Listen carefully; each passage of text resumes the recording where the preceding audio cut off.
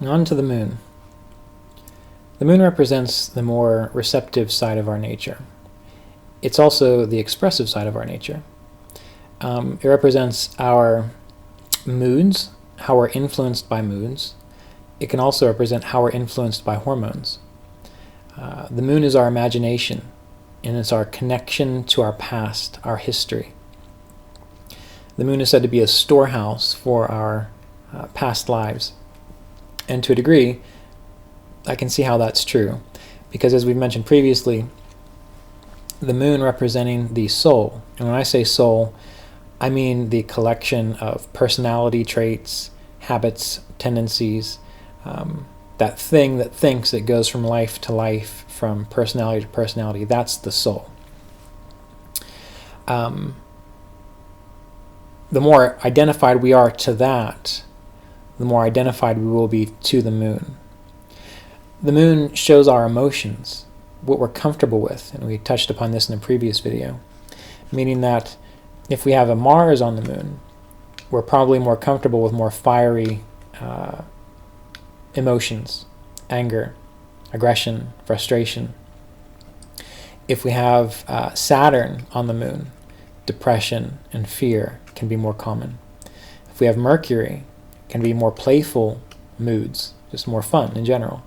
With Jupiter, which is the basis of the Gajikeshara yoga, that gives a greater sense of fitting in, of having good opportunities, of feeling like the world is supportive. So whatever planet is influencing the moon will tend to show us what we're most comfortable with, naturally speaking.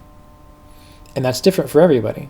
You might think that everyone should be comfortable with positive things or positive thoughts, and not everyone is. It bothers some people. It might even bother you on some level. You might think that people should be bothered by anger or aggression or depression. It's not always true. For them, for a lot of people, it feels natural, it feels comfortable, they're used to it, so they will naturally gravitate towards that, which is why astrology can be so helpful, because if we can see that, we can see that a person experiences certain things in their life because they're gravitating towards that negativity or gravitating towards that positivity. And if they want to change, they need to get a handle on that, admit that about themselves, understanding their moon, and then start shifting their consciousness, even if it feels weird or strange at first. They have to see it first through the astrology chart, and then start deciding, I don't want to be depressed anymore. I don't want to be fearful anymore. What can I do that's going to get me out of my comfort zone so I can feel safe and secure and positive? And that's where our free will comes into play, obviously. The moon can show our attachment to home and family and the mother. Whatever is influencing the moon can show how we relate to our family or how our family dynamic is. It can show what our mother is like. Overall, we need to look at the moon to assess our inner emotional state, our inner emotional nature, which is all reflected in our home environment, in our relationship with our mother, and in our regular experiences of our moods. Okay. Now, when we have a positive moon, a strong moon, this shows someone who can connect well with others, who feels comfortable in their emotions, who relates well to their environment, and it can also show what our early childhood was like. So the impressions of the past all come into play based on the moon, which creates our personality, or this jiva, or soul as we understand it. And through the moon, that's how we express our ego, and our feelings and our emotions. So the sun is our state of confidence, our state of personality, our state of who we are to a degree. And the moon is how we express it. So the sun is that innate initial impulse, and the moon is the reflector or the vehicle for that impulse, just like the moon reflects the light of the sun. The soul, the jiva, the individualized sense of self, the moon, reflects the light of the unconditioned soul, or unconditioned self, of which we are all a part. So the sun, our greater self, the moon, our more individualized consciousness. That's where a lot of differences come into play, and why we look to the moon for more precise personality characteristics rather than the sun, because the sun changes signs every 30 days, whereas the sun changes every 2.25 days. The moon is representative of females and the general public, so how we get along with the general public, how we communicate with people on a daily level, how we interact with others. The moon can show our capacity to be generous, our capacity to nurture. It can show our capacity to mother others, or to be a mother to a degree as well. Now, the moon owns the sign of Cancer, as you know. It's exalted in Taurus, and it's in its fall in Scorpio. And the element of the moon is water.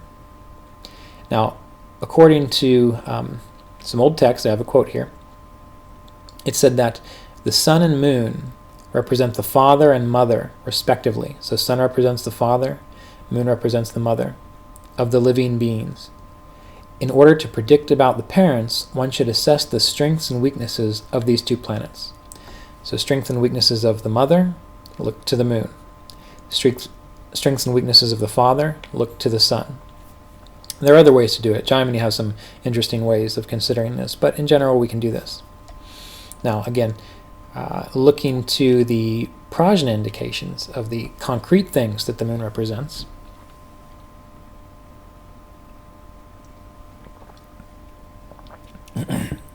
we can see that the moon represents the mother, females, anything or anyone who nourishes, nurtures, and soothes us. So if we have a good moon, we might have more people in our life that can nurture and nourish and soothe us. If we don't, then we might feel a lack in that regard. The moon can represent the mind, the past, our memory, our home environment. It represents hotels, places that offer hospitality. The moon represents the sea, such as the ocean, water, liquids, milk and dairy products. It represents cows. And what do cows represent? Well, they represent cows, but they also represent any sources of resources. So that's why in the Hora, the moon is of prime importance, because the Hora represents our resources, our capacity to get resources and use our resources and be able to pay our bills. So the moon, when it says cows, we need to kind of consider what does that mean. And many, many years ago, cows or livestock were an area in which we got resources from, or we could provide for ourselves. The moon represents agriculture. Oftentimes people who work with plants, even herbologists, have a strong moon. It represents swiftness, fickleness, because the moon changes so quickly. It represents circular shapes. So just as the sun is represented by the square shape, such as garnet, the stone garnet, well, the moon is represented by circular shapes. And crystalline structures that are circular are such as opal, and there's another one that's a meteorite, I think tektites maybe, I don't recall, but opal is a primary stone for the moon because it has a amorphous structure to it. The moon rules the northwestern direction. It also has a sattvic nature, and it's of the Vaishya caste, or the traders and artisans. So a strong moon, that can help you get involved in business or craft, trading. From Jiminy, the moon can give skills in education as well when related to Venus. And the moon is a planet of rhythm because it rules the rhythms of the ocean. So a good moon can make a person a good musician, because you have to have good rhythm to be a musician, a good musician at least. Okay, now let's move on, looking at some other areas. So we've talked about how the moon represents our sense of individuality, it rules music, whereas the sun rules our bones, the moon rules our blood and our inner ocean, our inner circulatory environment. Troubles to the moon can give troubles to the blood. The moon represents inner satisfaction. The better the moon, the better satisfied we are internally. This is why people with good moons often get involved in devotional practices because they just have this overflowing sense of joy and they want to share it. And it comes out in their chanting or in their devotional practices. It represents popularity. A good moon will make a person popular, able to connect to others. The moon represents our dreams. So when we go to sleep at night, we can get a sense of our dreams by the influences on the moon, or how well we sleep. It also shows how our bodies grow, meaning that if we have a well-supported moon, then our bodies grow in a beautiful way or a structurally sound way. If there are afflictions to the moon, that can give growth disorders or developmental disorders with the body growing in certain ways. Now the moon also, as we went over with the sun, rules different things in different Vargas. And we're not going to look in the Vargas, so I jumped ahead there, but it rules different things in different houses, or has more affinity for certain things in certain houses. So let's pull this up. And again, we're considering when the moon is ruling a house, in the house, or influencing the house. These are the things we want to consider. So in the first house, the moon represents the body and the ego, similar to the sun.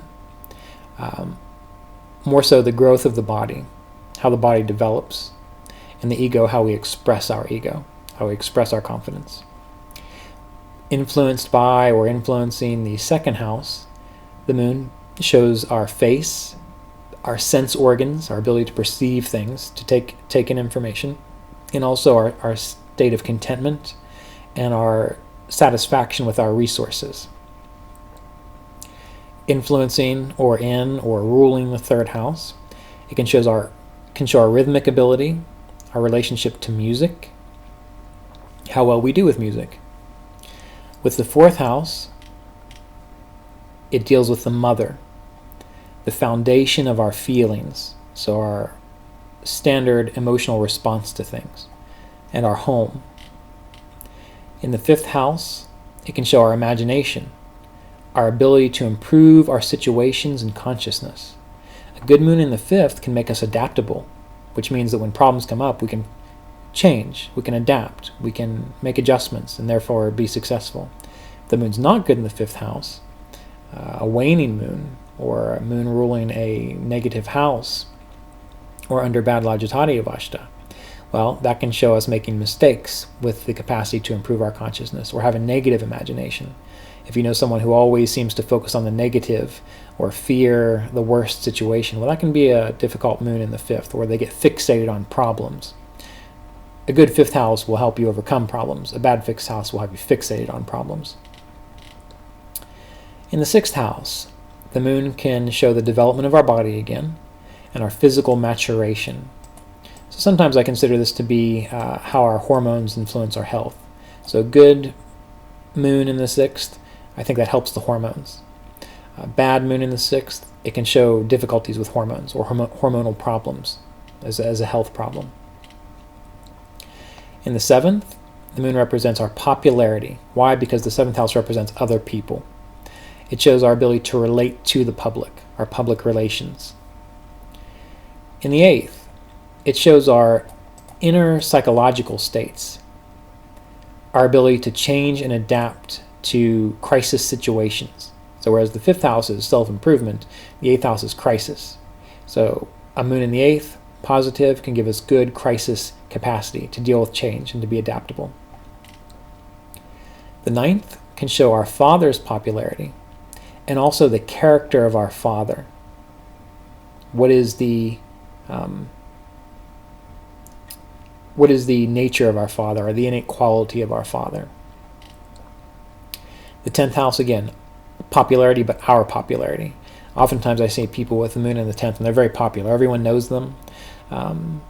Or they have the kind of face, or they have the kind of personality that when you meet them, you feel that you've met them before. So if you've ever known anyone with a good moon in the 10th, you might notice that they are the kind of person that everyone seems to think that they know this person. So it helps with popularity and relating to others on that much bigger level. The 11th house, that shows popularity in groups and organizations. So that is, how well do you fit into an organization? How popular are you in that organization or particular group? interest groups. When it comes to the 12th house, the moon deals with our dreams and our inner states, the inner subconscious, the inner memories, our inner past impressions. Now, remember, with these planetary indications, they are the general ideas of what the planets represent. You will use them as a foundation, as a baseline, to assess these areas of life that these planets represent. And as you learn more, then you start weaving this into the houses, you start weaving this into the Vargas until you get a full picture. You don't want to make any major predictions or any major assessments on one factor. You put all the factors together, and that gives you the overall picture so that you can understand how a person is going to react in the world or what their experiences are going to be. Okay, so we've done the sun and the moon. Next planet in line is Mars.